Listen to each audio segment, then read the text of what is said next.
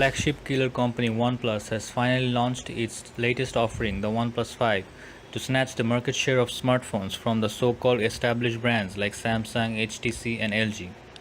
The OnePlus 5 is powered by the latest Snapdragon 835 from Qualcomm, along with the Adreno 540 to handle the GPU tasks. It has two variants in terms of RAM and storage.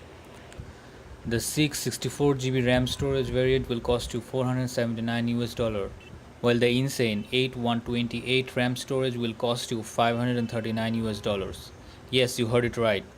A 8GB RAM variant of smartphone is out there in the market now, folks. This much amount of RAM is way more than enough for an Android smartphone, and no apps or games seem to be out there on the Play Store which requires this insane amount of RAM. The 6GB variant of the OnePlus 3 and 3T was already a surplus feature, but the 8GB integration will make your smartphone future-proof at least for more than a couple of years from now on. Moving on to one of the most important requirements of your daily life, the smartphone camera. OnePlus has finally entered the dual camera setup, an implementation and design similar to the iPhone 7 Plus.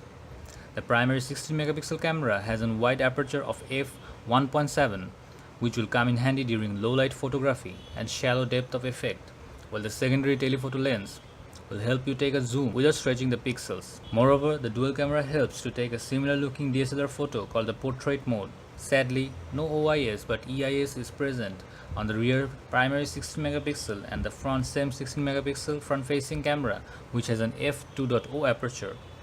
Although you can shoot 4K 30fps footage with the rear 16-megapixel camera, lack of OIS will be evident, whereas the 1080p 60fps footage is likely to be doing a good job with EIS.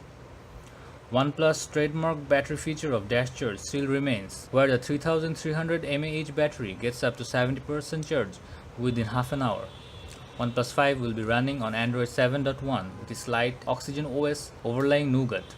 OnePlus claims the Oxygen OS to be even better with the inclusion of app prioritization, where the most commonly used apps by the user will be kept ready in background to load, ensuring minimum app opening time. Sure, it does not have S8's infinity display and water resistance, but you are also not paying a fortune. I mean, no other brands are offering these flagship grade hardware and stock like smooth user experience at such an affordable price. We hope that more companies like OnePlus to emerge out in the industry and put some sense to the Samsungs and HTCs for not charging a fortune from their valued customers.